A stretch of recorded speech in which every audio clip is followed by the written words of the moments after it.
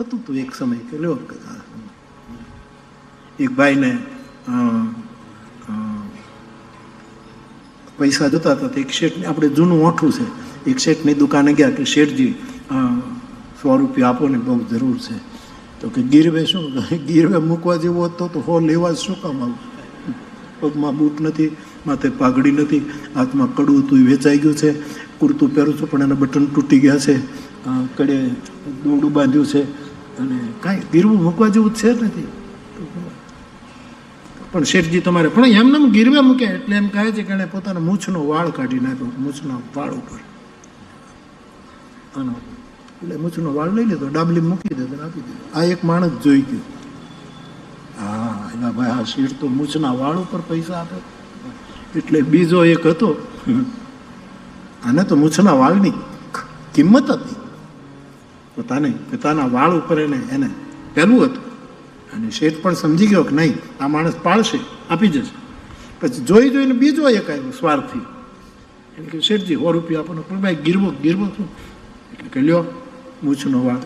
એટલે પેલો શેઠ હોશિયાર કીધું કે આ જરા વાંકો છે, તો લ્યો આ બીજો, હાલતો થા તને તારા આટલી વાળી તને ન આવે, આ વાંકો છે ફેંકી દીધો. એટલે એનું આ મૂછનો આપણે ત્યાં વટ હતો સાહેબ. 60 રૂપિયે. અને મહેતાએ પછી દેવા વાળો નથી દોબળો, ભગવાન નથી રે ભિખારી, અખંડ રોજી વાલીડાના હાથમાં. એ બધું જ જોવે છે, બધું જ જોવે. અને એમ કહે છે કે પછી યાર ઠાકોરજીના ગળામાંથી, અને એના પહેલાં એક ચિઠ્ઠી પડે છે, એમાં જે શેઠને ત્યાં દામોદર ઠાકોરજી દ્વારકાધીશ જઈને 60 રૂપિયા આપી અને એની ગીરવેથી કેદાર મુક્ત કરાવી દે. પછી એવી શ્રદ્ધા જગતની કથા છે. પછી ચિઠ્ઠી મૂકે છે અને મેં તો નાચે છે આનંદમાં, અને એમાં હાથમાં ચિઠ્ઠી પડીને વાંચ્યું કે મહેતાજી હું શેઠ, તમે મને 60 રૂપિયામાં કેદાર મૂક્યો હતો, એ કેદાર તમારો છૂટો છું, હવે તમારે હા ને ભાઈ સાહેબ કરતા લીધી ને કેદારનો સૂર છીડી નાખ્યો.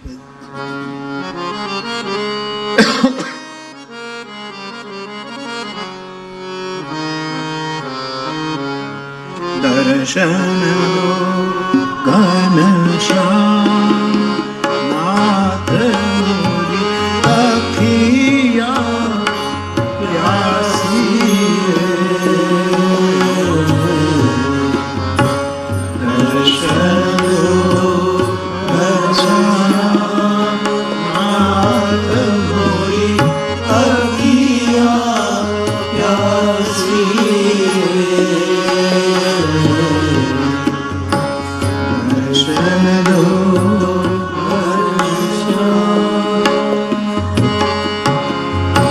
द्वार दया का जब तू खोले, पंचम सुर में गूंगा बोले. द्वार दया का जब तू खोले, पंचम सुर में गूंगा बोले. अंधा देखे लंगड़ा चल कर, अंधा देखे लंगड़ा चल कर पहुँचे काशी.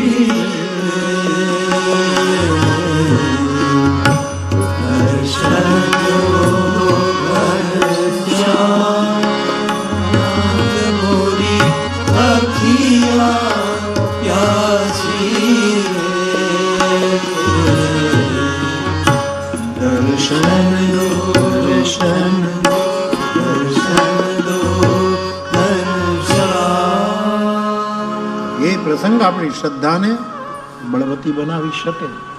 તો એટલા માટે ગાઉં છું, રચાયો કે ન રચાયો આપણે ઇતિહાસની સાથે કાંઈ લેવા દેવા નથી.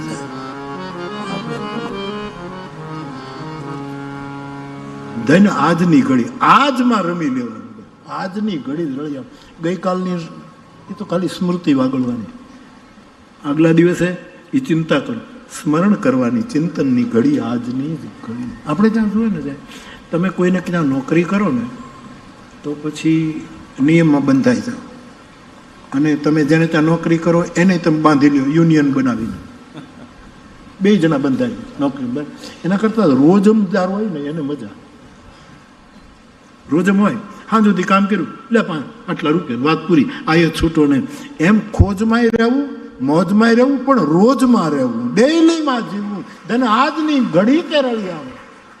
અમારો તખતનામ મોજમાં રહેવું, મોજમાં રહેવું, પણ અલગ અગોચર અલગ ધણીની ખોજમાં તલકા જડાને રોજમાં રહેવું, કાયમનું કાયમ ઘડીમાં જીવી લેવું, રમી લેવું. બાકી પછી એટલે તો પછી તમે નોકરીમાં રાખો, એના રજિસ્ટર ને એની હાજરી પૂરો, ને પછી યુનિયન બને, પછી પગાર વધારો કરો, પછી આમ કરો, ને પછી હડતાળ થાય. રોજનું રોજ. ગામડાના માણસો રોજમાં જ રહેતા હતા, ડેઈલી વાત પૂરી. એટલે રોજમાં રહેવું, પળમાં જીવવું, ક્ષણમાં જીવી લેવું. એનું આ પદ હતું ધન આજની ઘડી તે દર્શયાનું. એ પણ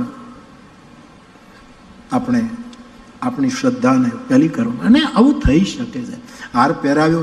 અમારી માં જાનકી પાર્વતીની સ્તુતિ કરે અને ખસી માલ મૂર્તિ મુસ્કાની. તુલસી કહે કે મૂર્તિ હલવા માંડી, મૂર્તિ મુસ્કુરાઈ અને પોતાના ગળાનો પ્રસાદીનો હાર એમણે સીતાજીને આપ્યો. એમ રામચરિત માનસમાં લખ્યું હોય તો અમુક વસ્તુ ન જ બને એવું કોઈ દિવસ ન માને. બને બને બને. તમારી અંદર શાંતિ હોય ને સંયોગ હોય. રૂમી કહે, રૂમીની વાત કરું તમારે સુભાષભાઈને પૂછું.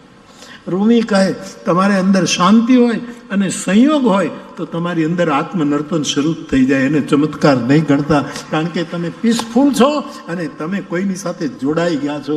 એ વખતે તમારી અંદર નર્તન ઉતરે. એટલે ભારતીય તત્વજ્ઞાનમાં સૂત્ર આવ્યું, આત્મા નર્તક. આત્મા નર્તક એ થાય, પણ આપણને ના સમજાય. અમુક વસ્તુ આપણને ન સમજાય, ન દેખાય. આમ બધું દેખાય. રાતે ઉતા આકાશ નીચે કરોડો દૂર આપણને તારો દેખાય. દેખાય ને? ચાંદો તો થોડોક મોટો છે, આ પૂર્ણિમા જે આમ આવે છે એટલે એ તો જરા મોટો, પણ નાના નાના અબજો માઇલ દૂર છે, પ્રકાશ વર્ષ દૂર છે. એ બધા દેખાય. એ દેખાય, પણ નજીકનું જરાય ન દેખાય. નજીકમાં એક દીવો પ્રગટ્યો છે, એક ઘરમાં એક ચરાગ પ્રગટ્યો છે. નજીકમાં અમારા ગામમાં એક દીવો પ્રગટ્યો છે, અમારા પ્રદેશમાં એક જ્યોત પ્રગટી છે. એ નથી દેખાતું, બીજું બધું બહુ દેખાય.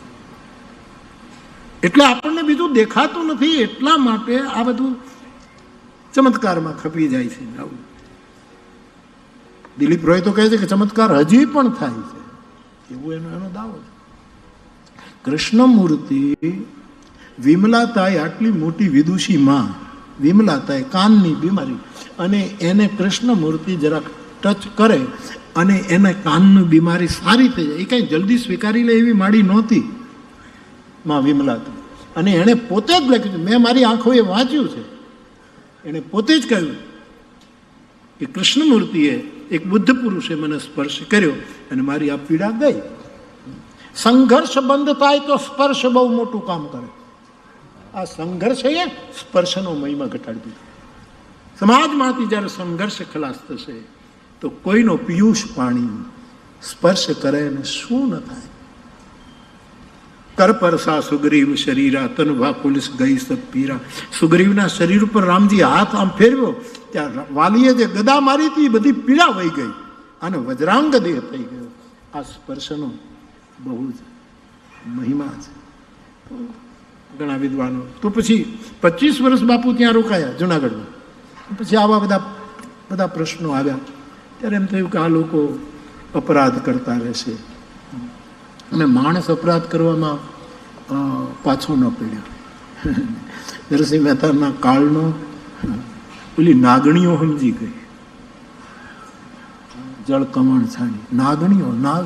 નાગ એમ કહેવાય છે કે નાગ કરતા નાગણી વધારે વિશીલી હોય છે, એવું હોય છે એમ કહે છે, આપણને ખબર નથી. અખતરો ન કરવો. બાકી નાગણી એ વધારે વિષાક્ત હોય છે એવું ગામડાના માણસ.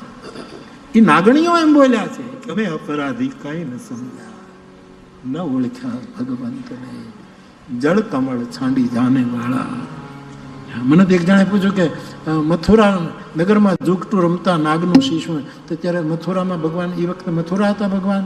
આ તો જળકમળનો પ્રસંગ, તો ઓલો ગેડી દડો, ઓલો દડો પડી ગયો. ત્યારે મને આ વિદ્વાનો પાછું આવું બધું બહુ પૂછે, જેના જવાબ વિદ્વાનો આપી શકે, આપણે ન આપી શકીએ.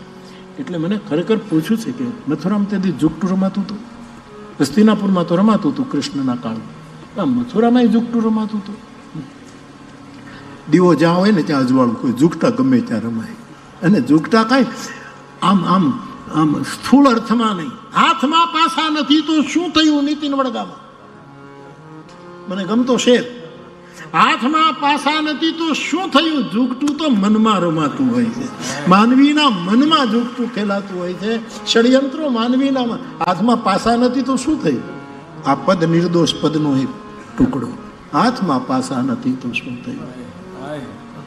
જુગટું તો મનમાં રખાતું. આ મનમાં, એ મન, એક મિનિટ, આ મનની વાત આવી ને ભાઈ, એક જ મિનિટ.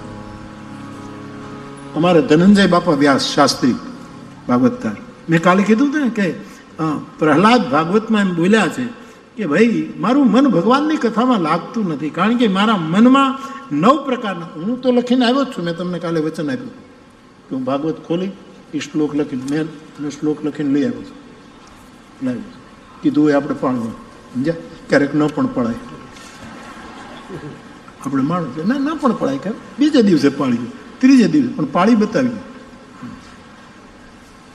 પણ મને મારા પૂજ્ય શાસ્ત્રીજી મુકલિક બાપુ કાલે બોલ્યા હતા એ શ્લોક, તો એનો જે પ્રસાદ મને મળ્યો એ જ વેચી દઉં. મારું જે સ્વાધ્યાય છે એ મારે નથી વેચવું, પણ એને કહ્યું નૈતમ મનસ્તવ કથાસુ વિકુંઠનાથ. હે વિકુંઠનાથ પ્રહલાદ, મારું મન તમારી કથામાં કેમ નથી લાગતું? ઘડી ઘડી મન કેમ નથી લાગતું? પછી એના કારણ બધા, સંપ્રિયતે દુરિત દુષ્ટ મસાદુ તીવ્રમ કામાતુરમ હર્ષ શોક ભય શણાર્તમ તસ્મિન કથમ તવ ગતિ વિમૃષામિ દીન. 9 મનના દોષ. આપણું મન કથા, અહીંયા તો બધાના મન કથામાં લાગે જ છે. ખરેખર બહુ બહુ સારો સમય છે સાહેબ. આ એ કાળની વાત છે, ત્યારે નહીં લાગતું હોય ત્યારે જ આમ કીધું હશે ને. અને પ્રહલાદ જેવા ભગત શિરોમણી આ ચિંતા, અત્યારે બધાના મન કથામાં લગભગ લાગે છે. અને કથા માં છે. એક શાસ્ત્રમાં તો એમ લખ્યું છે, શ્લોક તમે કહેતા હશો તો કાલે લઈ આવીશ, કાલ પરમ દિવસ ગમે ત્યારે લઈ આવીશ, ને ન લઈ આવું તો બીજી કથામાં પણ લઈ આવીશ. એક શ્લોકમાં એમ લખ્યું છે કે કથામાં તમારે શ્રવણ કરવાનો આવે ત્યારે કદાચ તમે સ્નાન સંધ્યા તમારા નિયમનું પાલન ન કરી શકો તો કોઈ ચિંતા નથી, કથા તમારા બધા નિયમો પૂરા કરે. આવું શાસ્ત્ર વચન છે. એનો અર્થ પછી કાલે નાયા વગર નહીં આવતા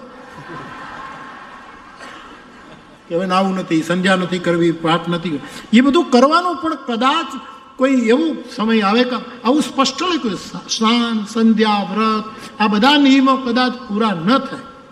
બાળક માના ખોળામાં હોય ત્યારે માં એને શુદ્ધ કરે, સ્વચ્છ કરે, માં જ નવડાવે.